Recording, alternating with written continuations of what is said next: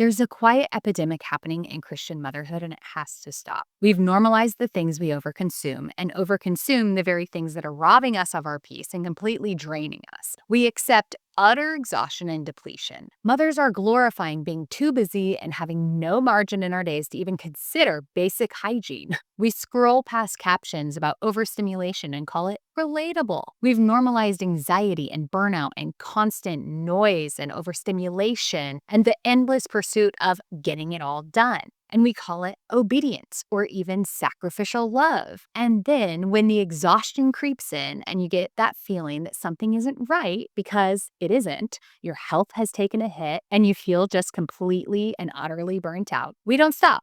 We just consume more. More advice, more systems, more products that promise peace and health. But peace doesn't come from adding more. It comes from unlearning the unhelpful patterns we've normalized.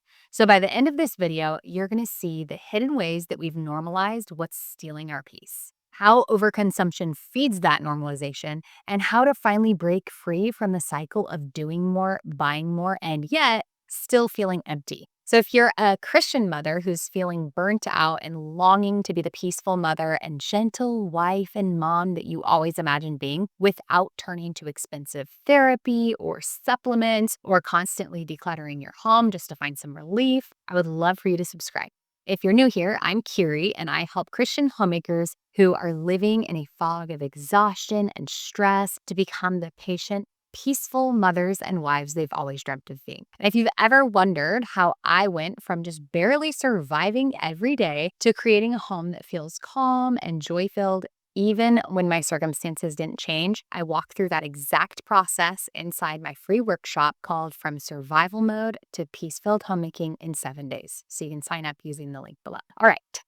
So number one is normalizing busyness and the doing more lifestyle. We've stopped seeing busyness as a warning sign, like, hold up, I'm too busy. I need to slow down. I need to cut some things off my list. And we've started seeing it as proof that we're doing something right. We've normalized being overwhelmed. You hear it everywhere. I haven't sat down all day. If I don't do it, it won't get done. Or mom life, all these things. It's like they start with this crazy story and then they're like, mom life, right? So we wear exhaustion like it's a badge of honor. But beneath that busyness is overconsumption of systems and schedules and productivity hacks, color-coded planners and meal charts. And we call it being intentional. But most of it is just trying to control the chaos. And in that constant striving, we've lost the sacred art of slowing down and doing what will actually control the chaos, which is just living a more simple life. We've forgotten that God never asks us to do it all. He asks us to be faithful in what's currently ours. But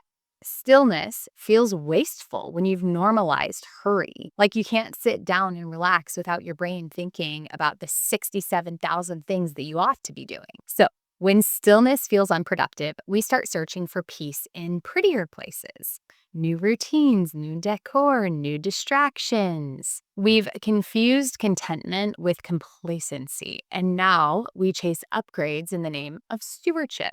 We upgrade, we redecorate, reorganize, and we justify it by calling it creating a peaceful home or a cozy environment. But sometimes our pursuit of beauty is what makes our homes feel chaotic. A few years ago, I'm going to give you an example, okay? Because I am just as guilty of all of these things as the next person, okay? So a few years ago, I was watching this gal on YouTube who I love.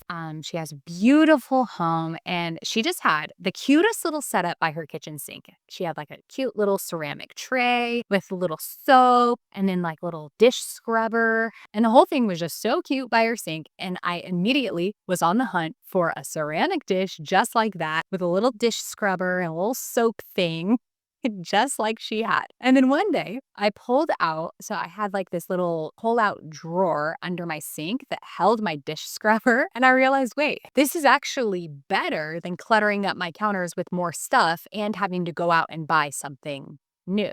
Like what I have is actually better. So why was I wasting my time looking for something completely unnecessary? And I think in this weird subconscious way, I thought that it would make my life better somehow. And I realized that I wasn't chasing functionality because I actually already had functionality. But instead of creating the atmosphere I was craving, I was chasing the image that someone else curated. All right, so that's just a minor example, but there's lots of examples, and really it comes down to it's a heart issue.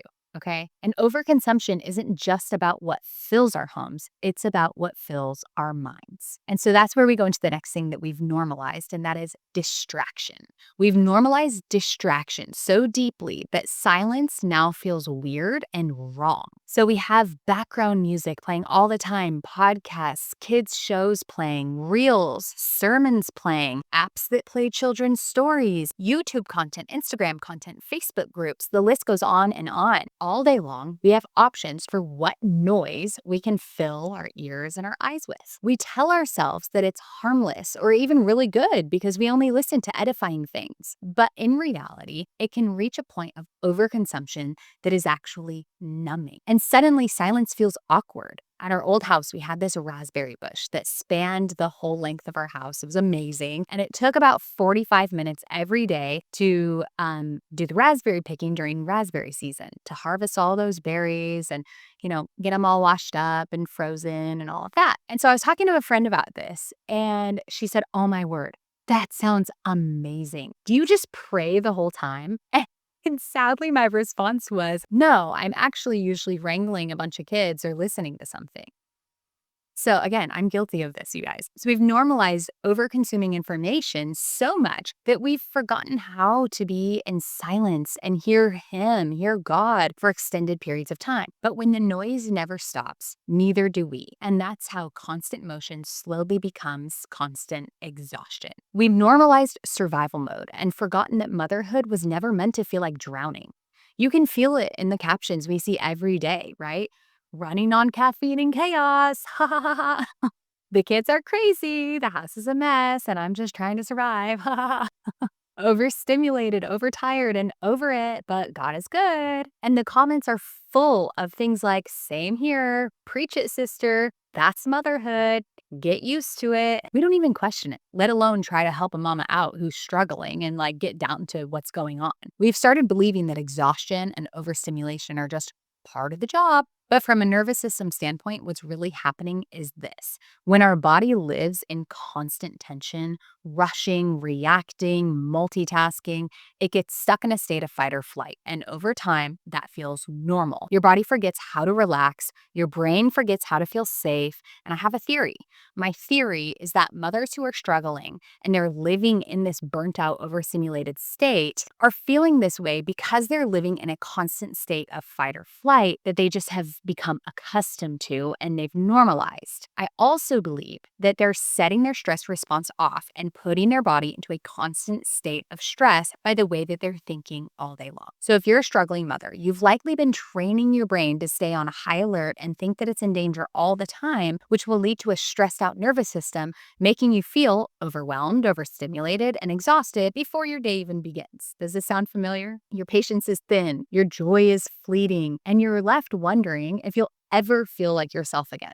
And listen, you can feel like yourself again. You can calm your nervous system. You can retrain your mind and live in the peace that God designed for you. And that's exactly why I created my free workshop. It's to help you get out of survival mode using a step-by-step system with practical tools to help you reset your nervous system. So you can join me using the first link in the description below. But when you've lived burnt out for so long, it's easy to start looking around at other women, trying to see what peace is supposed to look like. And so we've normalized comparison and started calling it motivation. We scroll through highlight reels of other women's lives, their spotless homes, their peaceful children, their curated joy. And somehow in our hearts, we start believing that if we just had their setup, their schedule, their stuff, we'd finally feel peace too. But comparison doesn't inspire peace, it breeds discontentment. We know that. Galatians 6:4 says, "Each one should test his own work, for each will have to bear his own load. That's paraphrase. You're responsible for cultivating your peace, your own peace. You're not responsible for recreating her peace. That's not your job. We are over consuming images and ideals until our contentment runs dry, and that's what's happening. And yet, instead of turning it off, we call it inspiration. And the more we consume, the more convinced we become that we just need to learn a little more, as if one more piece of information could fix our hearts, which then just leads to more confusion, because more information doesn't necessarily mean more knowledge, and that's biblical. We've normalized confusion and we've called it growth. We're raising children with one hand and we're scrolling for advice with the other. We read book after book, podcast after podcast, sermon after sermon, but we never feel like we know enough. It's the illusion of growth without the fruit of peace. Ecclesiastes says, "Of making many books, there is no end, and much study is weariness of the flesh." Even good information, when overconsumed, becomes exhausting. We don't need more information, we need discernment. And discernment grows when we're in communion with the Lord, when we are saturating ourselves in the Word and praying ceaselessly. But beneath all of this striving, the buying, the learning, the noise and information, lies something even more damaging that we've normalized without question, and it has to stop. We've normalized control and self-reliance. We think that if we can just perfect our routines or optimize our time or fix ourselves, we'll finally find rest. But peace doesn't come from control. It comes from surrender. Jesus said, "Come to me, all who labor and are heavy laden, and I will give you rest." He didn't say, "Come to your systems" or "come to your supplements." He said, "Come to me." Peace isn't something that you purchase. It's something that you practice in His presence. Because once you stop chasing better, you realize that you already have everything you need to live peacefully right now. We've normalized chaos for far too long, but you don't have to live this way. You don't need more hacks or more systems or more products. You need less of what drains you and more of what draws you back to the Lord. All right. So anyway, that's all I have to say today. It's always such a joy to have you here. And if you're interested in that free workshop, you can join using the link below. And I'll see you in the next video.